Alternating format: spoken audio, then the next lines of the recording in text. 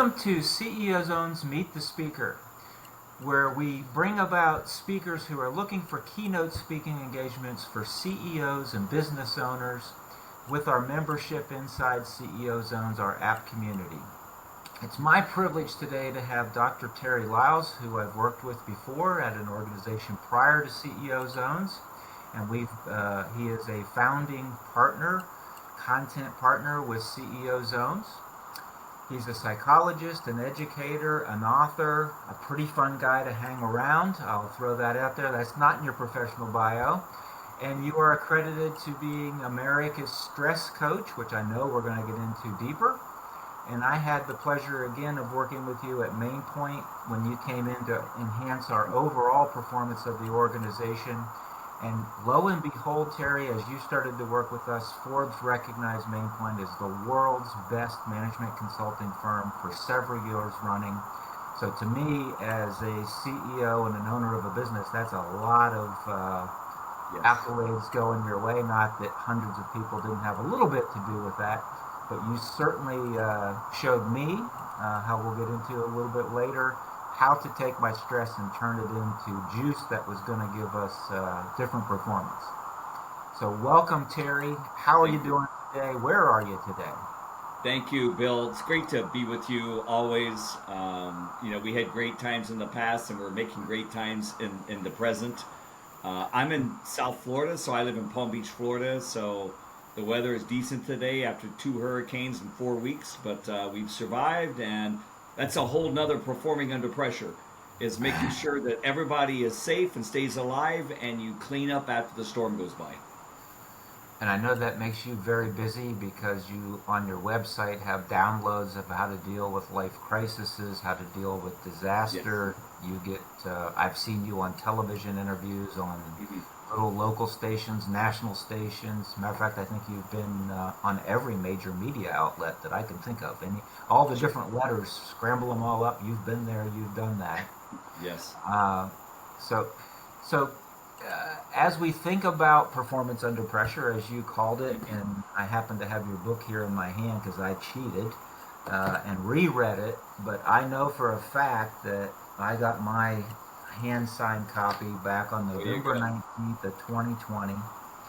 and I skipped ahead this morning to look ahead, and as you were teaching and training our leadership team, I wrote down 3 goals on November 19th of 2020, and I can tell you that I overachieved those thanks to you and the organization and the great team I had there by the end of 2021. So thank you very much. But thinking about this Awesome. book, Yes. uh, specifically, you quoted Lou Holtz, and the Yes. quote was, "It's not the load that breaks you down, it's the way you carry it," which is a great quote. And Mhm. then my question is, how can we as CEOs and owners crack our personal stress code?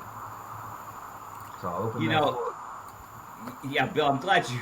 I can't believe it's been that long, but time goes by quickly at my age, not yours, but at mine. It's interesting because pressure is gravity. So I commonly say there's no good or bad, gravity. Gravity is neutral, and most people think it's bad stress, like all stress is bad. So what I talk about with the media, write about in Performance Under Pressure and other books that I've written, it's about determining your perception and response to stress, which I call gravity. So it's the same. So I train fighter pilots for the Air Force, the Navy, Navy SEALs, individuals at NASA on handling G forces and pressures above the surface of the water and even below it. And it all comes down to breathing.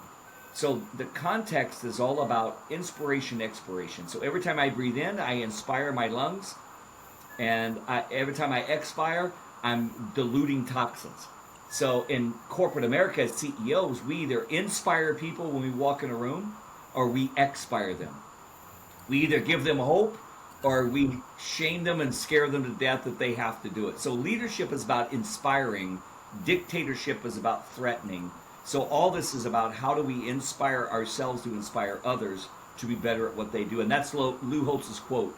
It's just manage the load. The load is stress. It's all equal for everyone. It's how do I interpret it and how do I utilize it. Excellent. In that same book, Performance Under Pressure, another quote kind of struck me was skill is only developed by the hours and hours of work that you put towards it. And I think that was Usain. I screwed up the quote, but Usain Yes. Bolt said that Yep. the gold medal winner. How do you take that preparing for the performance to get that pressure, and how do you squeeze that to get the right result? Because I happen to have been trained by you, but stress can be really bad, or Yes. stress can be neutralized. So how do we take that and really prepare for that performance under pressure? Yeah, it's a great question, Bill. And you know, professional athletes and performers, which I've trained my entire career, is they don't use the word stress. They use another word. They call it competition. So great performers and athletes love competition, but we as corporate CEOs, executives, and performers hate stress. But competition is stress. It's defining the difference between positive and negative, and how you do that is by preparation, preparation, preparation. There's another quote that's not in that book, but it's a former one. Larry Bird said, I grew up in Indianapolis, Indiana, so I'm a Hoosier and grew up around the Speedway, do racing, love all that. We'll talk about that in a little bit. Larry Bird says, we don't dress to play, we dress to win. And that becomes an attitude. So performing under pressure is not just the result, it's the attitude that gets you the result, and that is preparation. God gives us, all talent. All of us have talent. Some can write, some can speak, some draw, some play piano, we all have talent. Talent and skill are different things. Skill is the discipline you put around the talent to become excellent at who you are. So performance under pressure is about getting the best out of you by understanding who you are first, and then putting the discipline, the skill set to be the best at who you are with everybody around you. Excellent. So you mentioned professional racing. When we Mm-hmm. first met, I had no clue how stress and Yes. that preparation would come into professional racing. So what do you do with professional racers or the teams, or how do you go about that? I deal with drivers as well as the over the wall pit crew guys and overall management on how to deal with stress, performing under pressure. So, with the drivers, it's all about knowing how to recover. And in IndyCar, at the Indianapolis 500, there's 33 drivers on a track at once, and they all have road rage and they're maniacs trying to get to the front, and you've got about 3.5 hours, and I use a biometric system that we've trained them with. We know they're gonna perspire about 8 to 10 pounds of perspiration in the car, which when people say, do they urinate in the car, I'm like, you don't have to. It's coming out of every pore of your body. So you're gonna lose like 8 to 10 pounds of perspiration. You're gonna burn about 4,000 calories during the race, and your breathing content is the biggest part of how to navigate that, which we'll talk about more later. How to do that process at 200 miles an hour with 32 other maniacs on the track. So I've trained like 40 different drivers in NASCAR, IndyCar, Formula One, sports car, NHRA. So I love racing. I grew up around the track, as I told you, in Speedway. So it's all about getting into their minds and the minds of the pit crew on what is the first thought you're going to have before you jump over the wall, and how do you perform under that pressure, and what is the last thought you have when you jump off the pressure, when you get back over the wall. So it's all about that stress training of turning bad stress to good stress, or threat to challenge response. You mentioned the biometer, which I believe you created. You're That's the correct. doctor behind it. What does that mean? What does the metric mean, or how does it go about? Yeah, it's very interesting. We did this all the way back in 2015 is when it started. Now we're using it with fighter pilots in the Air Force as an earbud technology that is audio based. Mine was the original system before the Whoop and before Apple was really doing it large. So we had a technology system that no one really knew about that we used internally with racing. And it basically was a chest strap that would measure their heart rate, breath rate, calories burned per minute, so we could monitor their energy in, energy outflow during the entire race. So that's why we would know a driver's consistent heart rate at Indy, And this was aired on ABC in 2015, so you can Google it, look at, ABC Indy 500 biometrics, and it shows up. So you'll be able to see it. So what we were watching is the heart rate before, during, and after the race. So a consistent heart rate for a driver during a race is 158 beats a minute. And if you know anything about heart rate, if you're out there and you're listening, I mean, you're running. And you're going to do that for 3.5 hours. But the respiration rate, which means the breathing rate, was 21 beats a minute, which means I'm chilling. I'm like, hey, I can do this all day. But you're burning 12 calories a minute versus 1 calorie a minute sitting still, which you and I are burning. So they're going to burn about 4,000 calories during the race, lose about 8 to 10 pounds of body weight by perspiration, and they have to negotiate other maniacs at 200 miles an hour.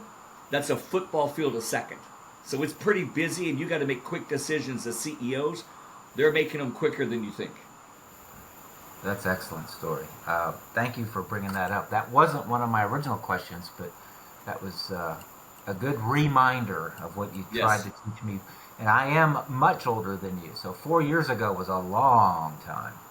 Hey, it's all good. Life is speeding by.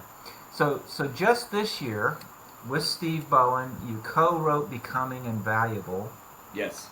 The book has been highly successful. There's master classes. You've interviewed and spotlighted generals, high-performing CEOs, business people from all walks of life, I'll say, throughout the book. Yes.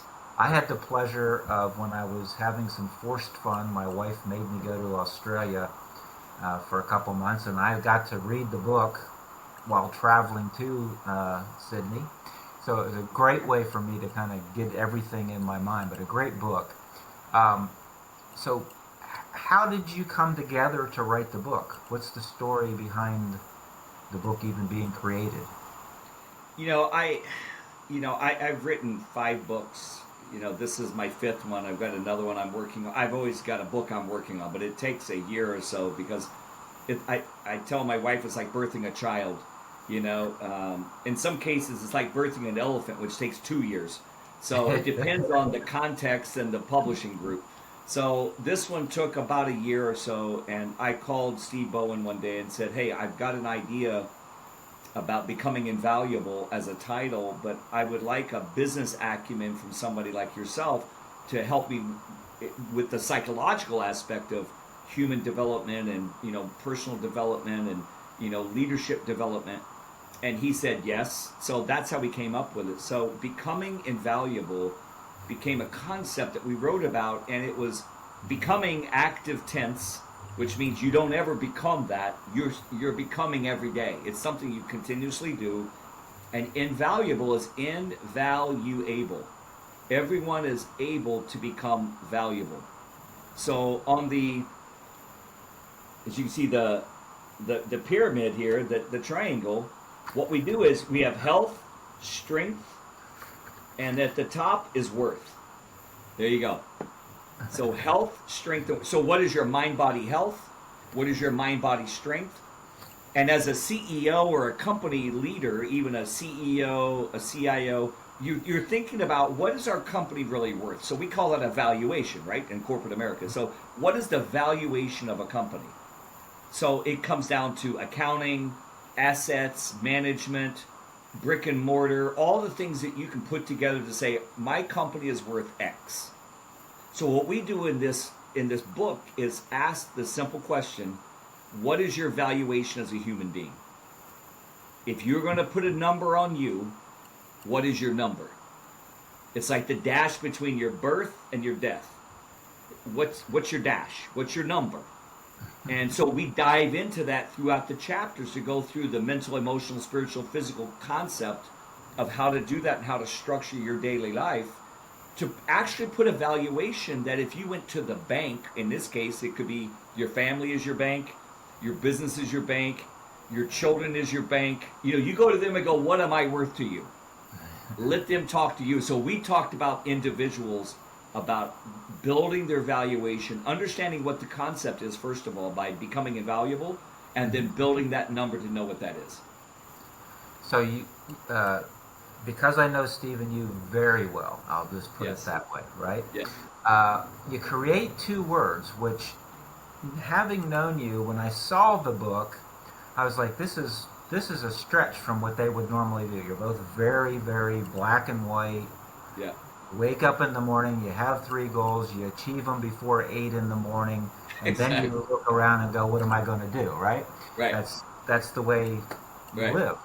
So willitude and navigate, what do they mean? Where did they come from? What's the story behind those two words? It's great. I mean, I would let Steve tell his side of the story, but I'm going to tell mine and stick to it. All So right. I said to Steve, I go, every book I've written, I make up at least one word to put it in the book because now it becomes a part of the dictionary. So my son thinks I actually went to school. So you make things up, you publish it, it becomes a word. Right. So I came up with navigate because that's something I do on a daily basis. Sometimes I'm navigating people and negotiating things.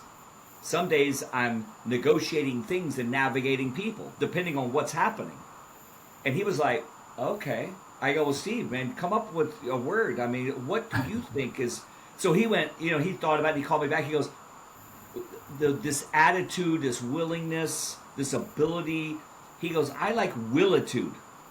The willingness to combine with the aptitude to perform at your highest level. And I'm like, there it is. It's willitude, navigate. So that's on the cover. And I put this up in corporate America, and it's on a big screen on a wall with hundreds or even thousands of people in there. And you can see them reading. They're like, what is that? Willitude? Now I go, listen, we can spell. You got to read the book to figure out what it means. So that's how it happened. I know you both like to be highly competitive. Yes. This morning I said, is willitude in the dictionary? Guess what? It is now. And I didn't Microsoft even know that. and Wow. Microsoft Word does not spell check it anymore. It says it's okay. So, my dear friend Steve, he's got Microsoft on his side. Yeah. Navigate still wants to say, nope, that's not a real word and it's not spelled correctly. So you've Of got a course. little work to do, Dr. Lyles. No, Of no course. stress intended. Ah! Love it, love it, love it. Hey, listen, and the reason Steve's name's first and mine's last because I have letters after my name. Well done, sir. So I'm Well like, it's a done. period. It's a period. So listen, we Well go back and forth all the time, but that's what's so cool about creativity. I mean, we all have creativity. God gave us this ability to procreate. None of us create anything. I didn't create a tree. I don't create a word. We procreate from things, put it together, and make it grow. So that's what we did with this book. And the interviews we did, which you may get to in a moment, we Yep. had some fabulous people that I said, Steve, you pick out, a half a dozen. I'll pick out a half a dozen people, and let's interview these people so we're just not talking about ourselves, so we don't seem narcissistic. Let's talk about some people who have done it and made it. So there's some really interesting people. Every chapter starts with a spotlight of a person that we thought was invaluable. Well, since we're talking to CEOs and owners and CEO zones, this is near and dear to me is chapter 3, Terry, where it's Yes. purpose and values, the bedrock, and I'm going to read that, the bedrock of supporting the foundation of health and strength. And you spotlight one of our Founders Club content partners, Major General John Gronsky, Right. retired from the U.S. Army, but clearly a world leader in how to be a leader and Yes. what is leadership, and it's far more about the leader. Is not just a leadership encyclopedia; it's about the whole person. So, chapter 3. How did you find General Gronsky? How did you find him to share with that spotlight? How did that all come about? Because he's quite an individual. That Quite was a Steve. unique. Yeah, yeah. Thank you. That was Steve. So Steve knew General Gronsky. I didn't know him personally until we met, and then we had several phone calls and did the interview and got to meet. And I get to work with. I'm very privileged to work with a lot of different generals from the Air Force and Navy, admirals. Him, I just never met him. I'd heard his name, but I'd never met him. Mm-hmm. So it was really nice to meet him. And when he told his story before we interviewed, I was like, yeah, this is perfect for this because this guy commands people and this is what it's about. So Steve's the one that brought him. So that was one of his peers that he brought in. And I think it's so important because, as a CEO and as a leader, it's not just about leading people. It's about first understanding yourself, leading yourself to then inspire other leaders to lead themselves. And that's really what the book dives into. It's how do you become your best self, that you become the best leader of the people that you're leading. And I think General Gronsky did a great job sharing that concept in that chapter. Excellent. I call him friend myself. So He's a great guy. yeah. All the way to near the end of the book, which every chapter has a spotlight of a different individual. Every chapter really builds the pyramid up, I'll call it. Correct. That's correct. But on page 180, and this is not the copy I took to Australia. That one's a little rougher looking. I didn't want to use it, so I put the sticky on. This one will be given away. But on page 180, you came up with 20 life hacks to boost your self-worth. Not digging into any one particular, but you kind of gave a guy like me who's a little more analytical than some, I could think about those 20 things. That then kind of catapulted, and recently you've now launched with Steve a master class. Correct. What would people get differently from the master class than they would if they just paid for the book, or if they know me, they're going to get a copy of the book or have already received a copy of the book? So what's the master class do? How's that step forward to help the person or the organization? That's a great question, Bill. What we do as a master class is we if someone designs that, and goes in and says there's 4 different levels you can go into, depending on how deeply you want to go into it.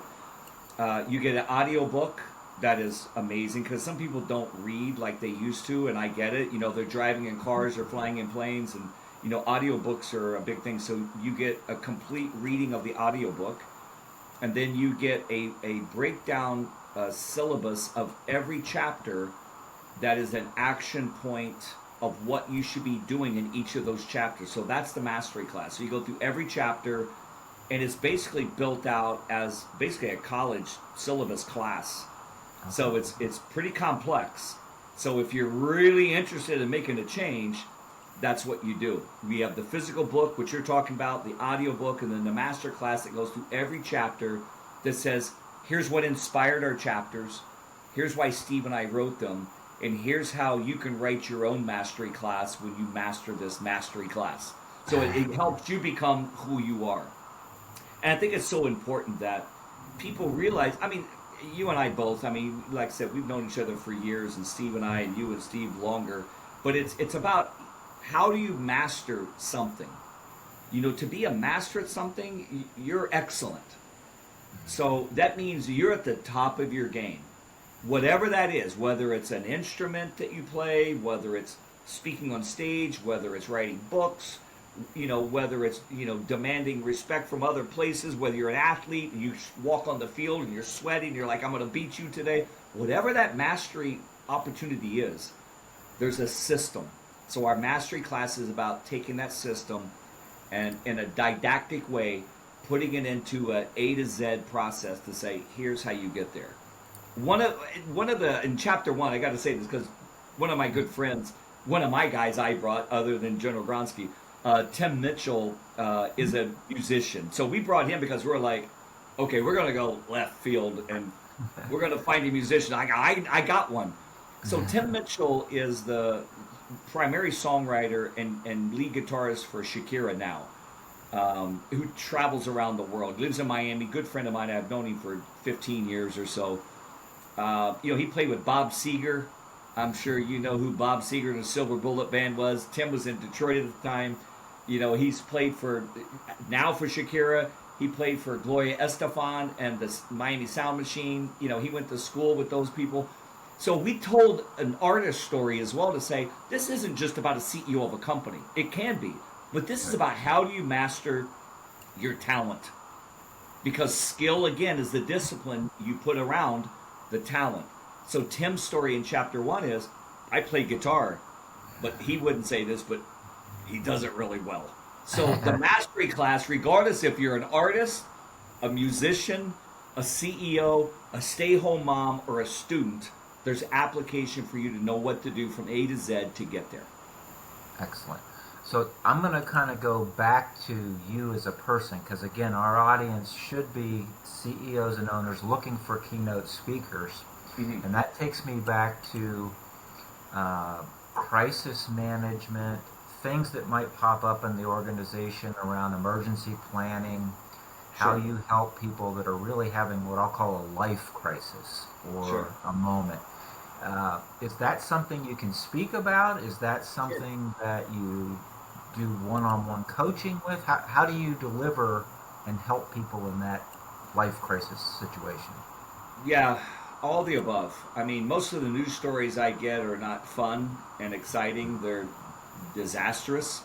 They're natural disasters, they're school shootings, they're suicides, they're bombings, it's war efforts. So if you see me in the news, that's really what it is. But that's one side of my business is I have three prongs. So I do disaster relief, sport, life management, and then do corporate America, stress utilization, which we're talking about. So on the disaster side, I mean, the first disaster I was involved in was 9/11. And I'd never been to a disaster at that level. And I was called by Morgan Stanley, who was one of my clients in the North Tower, which I was going to be there 2 days after that, on a plane, getting ready to go. And the human resources director called me and says, "We need help. We got 3,800 people in the North Tower. We don't know where they are." And that kind of started that process for me. From there, I went to Thailand after the 2004 tsunami, spent a month there digging bodies out of graves like we did in 9/11. Haiti earthquake, all the hurricanes in Florida. I moved to Florida because I'm so tired of trying to go to Florida and getting ahead of the earthquake and the hurricanes itself. I'm just going to move there. So we moved here 20 years ago because I'm already here, and all you got to do is hunker down, and at least you can drive most days. So that's kind of how all that really developed. From the military side, I do a lot of post-traumatic stress debriefing with the military and the VA. There's a veteran that commits suicide 1 hour of every day, and that's by conservative recording. We think it's almost double that, but that's what the VA reports, and that's what I stick to. So 1 hour of every hour a veteran commits suicide. So I'm committed to working with those people and necessarily their families on how to do the fallout. So we mentioned this some in the book of how do you do that? Like, how do you get past something that's tragic? And Bill, you know my story. I mean, I had a special needs son that lived 38 years. He passed 2 years ago through COVID. And, he never spoke and never walked. He was in a wheelchair his entire life, diapered and fed as an infant. And that was my whole life for almost 2 decades. His birthday is on election day, November 5th. And he would have been 40 years old. And he changed my life. He taught me I don't need anything. I need the very basics of life. So survival skill training is about understanding what you have around you, utilizing it, not complaining what you don't have, utilizing what you do have. And that's what becoming invaluable is. Taking those things, recognizing them, and making them yours that you can become a mastery of whatever it is that you're trying to master. Thank you. So what's next, let's say? So you got stress is over my right shoulder. What's that about? What are you doing with it? How are you planning to help people with you got stress? Yeah, it's such a great title. I mean, I have it on some of my other shirts I use for racing, and we've done it on race cars. And it came off a spin from, Got Milk from years ago. So the letter U, got stress. It was such an interesting concept to me because, you walk up to people, and I have it on one of my shirts, and, they look at it and go like, "You got stress?" Well, everybody's got stress. I mean, what are you wearing? I go, "Well, I'm a stress doctor." And like, "Oh, well, then what can you tell me?" So it's a great marketing opportunity, but everyone has stress. It's just, as we talked about earlier in the program, it's about navigating bad stress to good stress, or threat to challenge response. So that's what You Got Stress is. So it's a platform that invites everybody. You Got Stress applies to children, all students of ages, stay-home moms, working dads, corporate America, CEOs, fighter pilots, astronauts, Doesn't matter. Everybody has stress because it's gravity. If we don't have it, we float off the planet. So I teach people how to walk softly and correctly in the space of gravity, which I call stress. Thank you.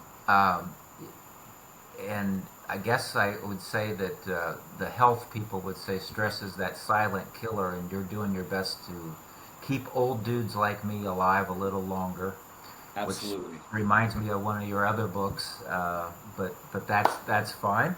I do want to mention that Mark Sanborn, another one of our Founders Club content members, his son, probably about a month ago now, is in the Marines, and he, I believe, is a captain in the Marines, and he's flying the new F-35B as a pilot. So you and Mark might want to connect on that biometer and how does that work right there in Mark Sanborn's own son. I would love to. Love to. We're doing it with F-18 and F-35 pilots now for the Air Force. So that technology has been available. No one knows about it really, but it's been going on for about 5 years now. Yeah. Well, he's on the F-35B, the newest, greatest, latest. So he probably already has been introduced to it. Okay. I'm glad to coach him with it. So I'll give you a to-do to reach out to Mark Sanborn and love make sure to. that connects. So CEOs, they've learned a little bit more about you today. They're going to hire you as a keynote speaker. Do they go to terrylyles.com? Is that the mecca to find you, book you, contact you? Is that where everything happens? Yes, that's probably the easiest place, and LinkedIn is a primary place where I go, which is, at Dr. Terry Lyles. So you can find me there, terrylyles.com. I mean, my email address is simple as TLC, Terry Lyles Corp, at terrylyles.com. So all you gotta do is Google, you'll find it. So just get to me. I'd love to be. Actually, that is my sweet spot, Bill, is speaking to people. I mean, when you talk about what is your value, my value is inspiring and helping people to be better than they are. But the bigger the stage, the more impact, the better it is for me. So that's why I write. I don't write books to make money. I write books to impact people. And it's the same way on stage, with companies, executives from the coaching side. So yeah, terrylyles.com is an easy way to get to me. And, even with becoming invaluable, I mean, you can go there and find me as well, or Steve. So yeah, really appreciate it. I'm looking so much forward to really unloading this side of You Got Stress, because there's going to be a lot of cool interviews and conversations I'm going to have with folks just like yourself, and look forward to that happening. Excellent. Well, thank you so much for your time. I really appreciate having this moment with you. And we'll get you and Steve on maybe at a later time when we're talking to the author. But right now, it's about speakers and selling keynote speaking engagements on behalf of Dr. Terry Lyles. Thank you, Terry. Thank you, Bill. Appreciate it.